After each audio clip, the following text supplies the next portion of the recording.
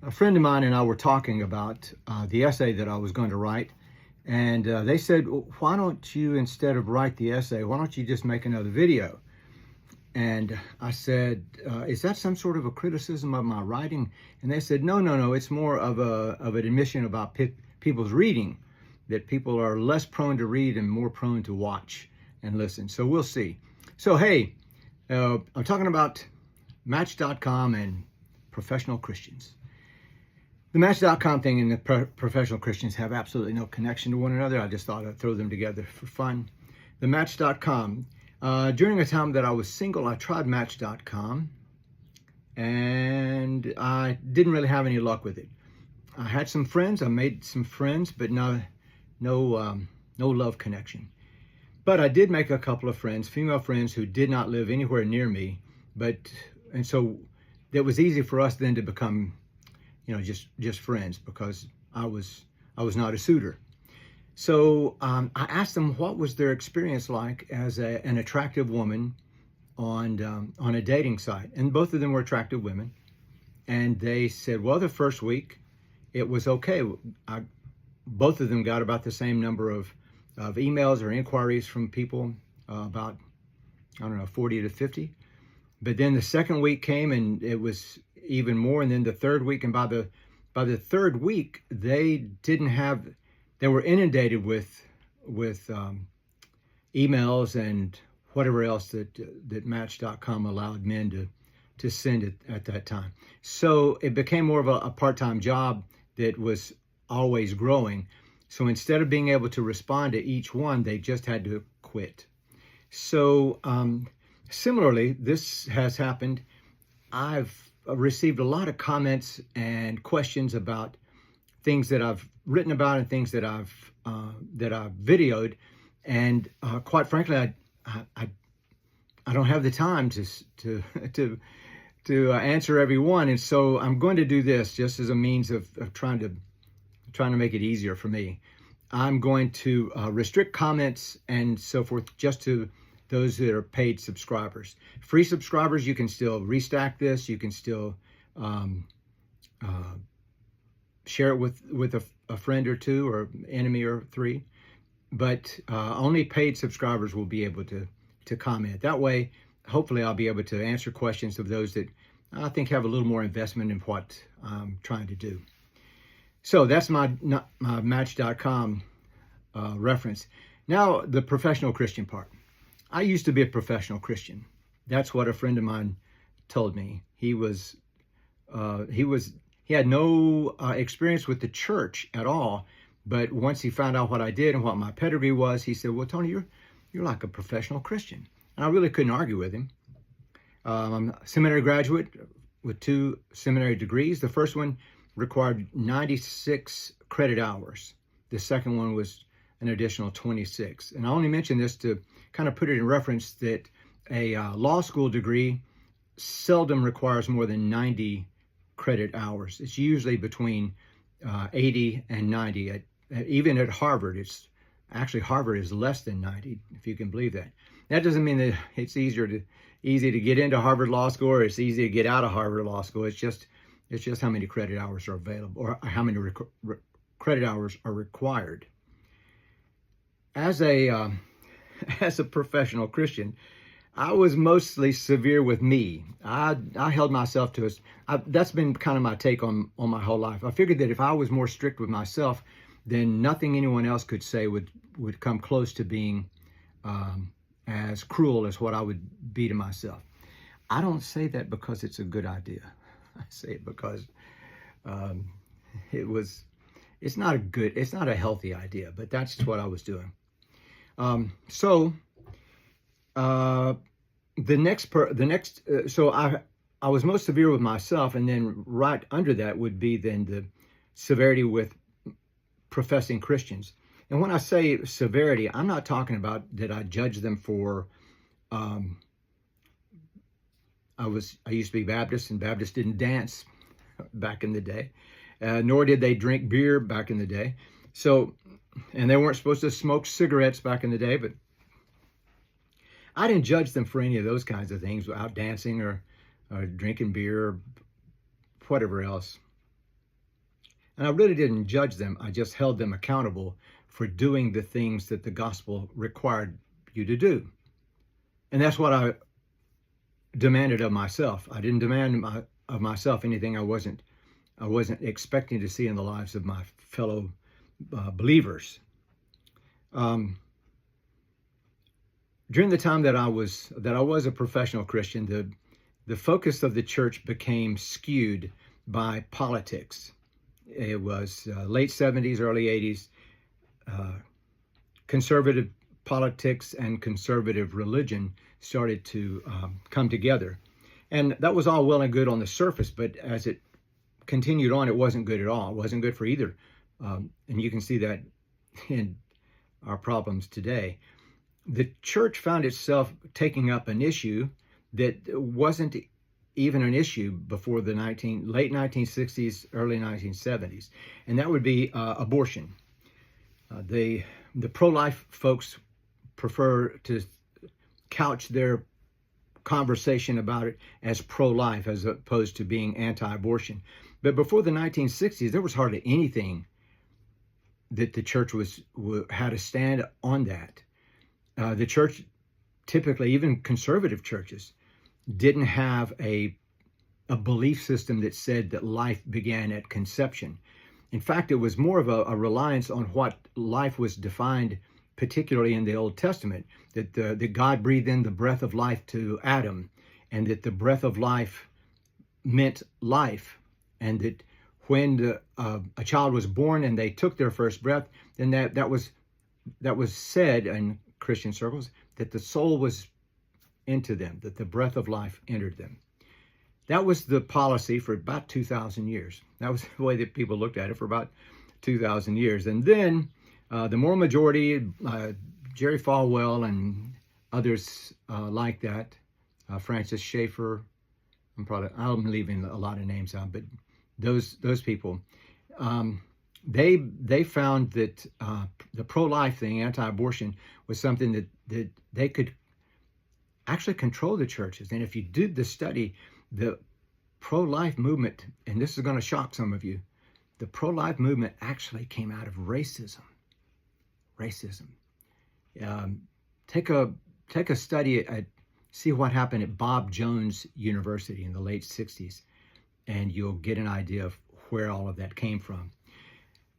But more than that, anti-abortion, pro-life isn't in the Bible. It's not biblical anywhere. Now, people can take verses and kind of twist them and turn them and take them out of context and shed a different light on it to come up with something. But that would just be biblical gymnastics. It wasn't any, that wasn't. Let me move on. So the church took on this position, and at the expense of ignoring the things that they were required to do as believers in Jesus Christ. That would be to love others, to provide for those that are hurting, to feed the hungry, to minister to the hurting, to visit the prisoners in prison.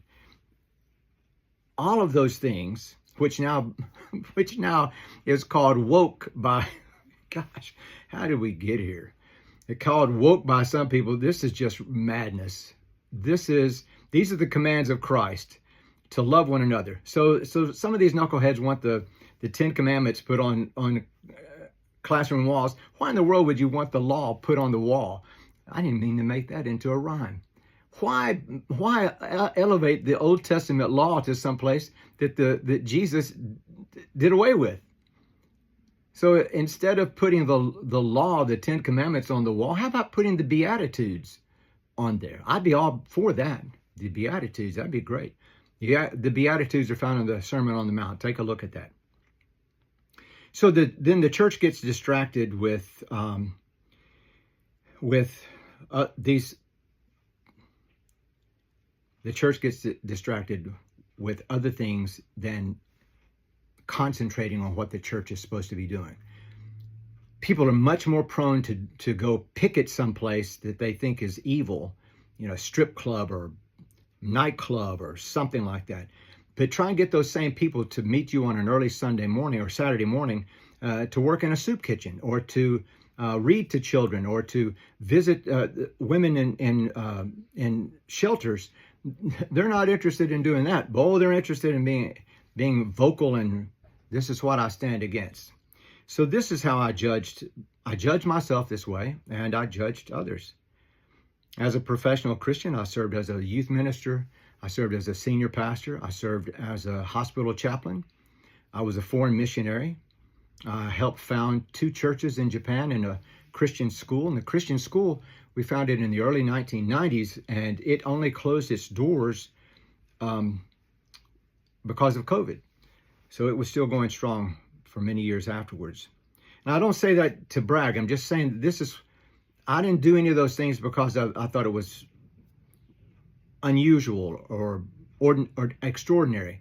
I did those things because I felt that they were absolutely ordinary. In fact, I was surprised that more people weren't doing that. But I tried not to be too judgmental about that. It's just said, well, they have to do what they think is right. But now the church has become, the evangelical church that I used to be a part of, the denomination I used to be a part of, has all but lost its focus. Now they're anti-gay, and they're standing up against women having abortions, and the thing is, y'all, none of that is in the Bible. None of that is in the Bible. None of that, it was part of the commands of Christ. So, but the church is now focused on those things because it's easier to get people to be angry than it is to get people to love. Love is soft. Love is vulnerable. Anger is hard. Anger is loud. Anger is insisting on its own way. So that's what the church has become. And I say that I say that grievously. It's not a good thing at all. I'm grieved by it. So the church has become now the church can't be woke, which I think is just another word for being Christ-like.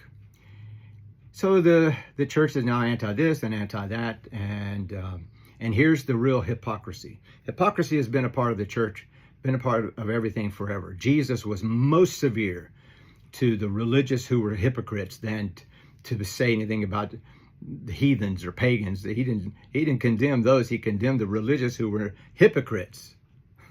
So here's where the great hypocrisy comes, in my estimation. I've already mentioned some things that are bad, but here's the worst, and I've saved the worst for last. The evangelical church has absolutely not only failed in obeying the command of Christ on what I'm about to tell you, they have made those people that should be ministered to make their life more miserable. When immigrants are at the southern border and they're backed up, conservative politicians will make a big issue about that. So much so that they've captured the attention of the church. This is where the real sin is, y'all. The church, when there was a need, a crisis at the border, the church should have been loading up U-Haul trailers and anything that they could with food and medicine and clothing and blankets and shelter and social workers and doctors and nurses and anyone that might be able to volunteer to go there and take care of the great suffering of people.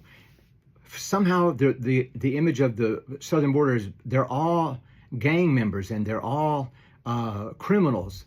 That's just insulting, and it's disgusting, and it's just not true. But here's the thing. If you are in a position, you're 1,000 miles away from the southern border of the United States, and you're a father, and you've got a wife and little children, and your environment is so toxic and dangerous that you will get a bag of whatever you can of your belongings and pick your little family up and start walking north. The great Christian America.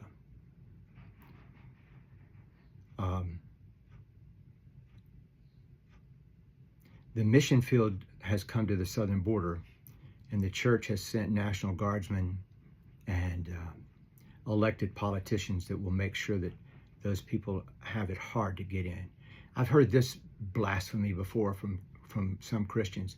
Oh, well, we'll do that for the legal ones. That's a lie too. They're not doing it for the legal ones either.